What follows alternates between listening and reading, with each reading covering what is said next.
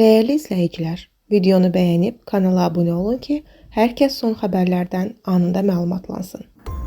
Bakıda və Abşeron yarımadasında fevralın 4-dən 6-sında fasilələrlə yağıntı olacağı gözlənilir.